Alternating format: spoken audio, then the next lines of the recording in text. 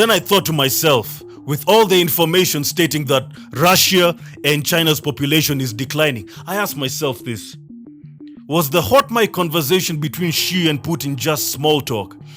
Or is it something that they're planning to do? Or is it something that they're actually doing to salvage their declining populations in Russia and China through human organs? If yes, where are they getting these organs? If yes, how are they getting these organs? Could it be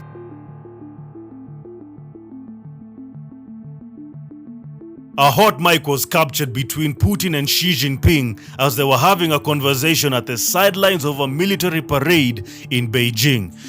Now, hot mics happen quite rarely, and this one was very much eyebrow-raising because of the conversation that was going on between Xi and Putin. Now, Xi's interpreter was caught saying, in the past, it used to be rare for someone to be older than 70, and these days they say at 70, one is still a child. Putin's Mandarin interpreter says, with the development of biotechnology, human organs can be continuously transplanted, and people can live younger and even achieve immortality. Xi's interpreter says, predictions are this century, there's a chance of also living to 150 years old. Putin later reprised his remarks, reportedly in Russian media, saying, modern recovery methods, medical methods and even surgical ones dealing with the replacement of organs enable humanity to hope for active life to last longer than it does today. Average age is different in different countries, but life expectancy will increase significantly. Then I asked myself this. Immediately I saw this story, I asked myself one thing. What is the old versus young population in China and Russia? When I did a bit of research, it hit me. Russia has a population of 146 million people. 146 million people. But it's undergoing a population decline.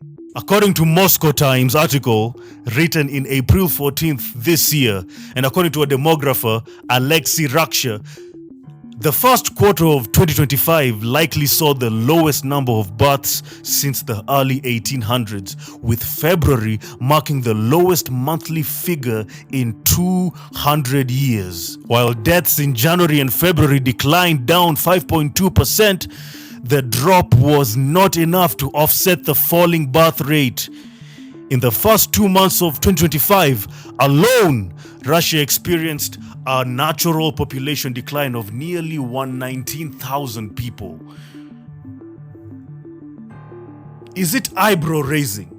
Is it eyebrow-raising? Is it eyebrow-raising that the leader of Russia is talking about organ transplants and immortality while the Russian population is undergoing a major decline? Nothing is coincidental, and I always say this, nothing just happened just like that. No, when you watch the news, dissect it and dissect it carefully. Don't believe everything they tell you in the news. Always ask yourself 3 questions when you're watching news. Why? Why now? And why this way? Why? Why now? And why this way? If you always ask yourself those 3 questions when you're watching news, you'll always see the real truth. You'll always see the hidden truth. Let's go to China. According to Reuters article written in January 17th, 2025, China's population fell for a 3rd consecutive year in 2024. The number of deaths outpacing a slight increase in births.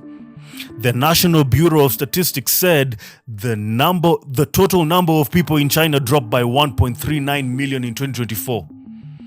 The China population in 2024 was 1.408 billion compared to 1.409 billion in 2023.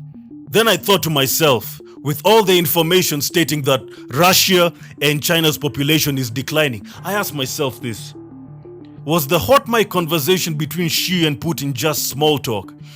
Or is it something that they're planning to do? Or is it something that they're actually doing to salvage their declining populations in Russia and China through human organs? If yes, where are they getting these organs? If yes, how are they getting these organs?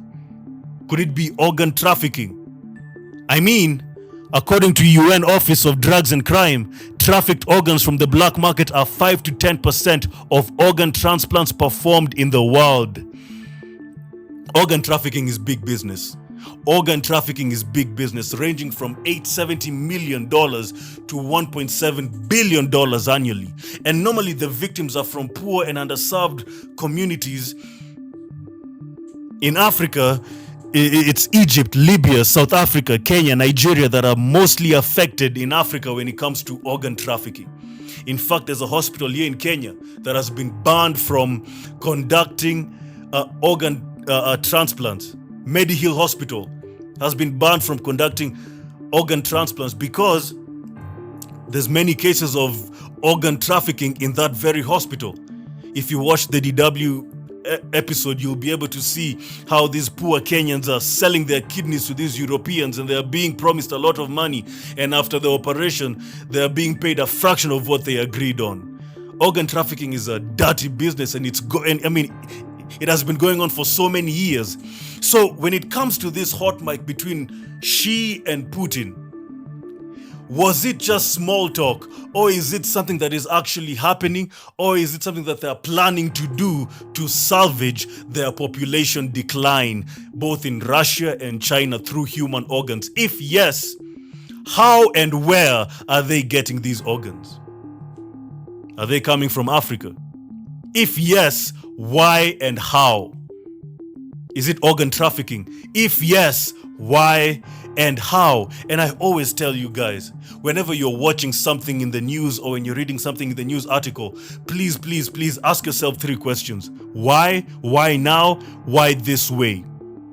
Always ask yourself those 3 questions. Why now? And why this way?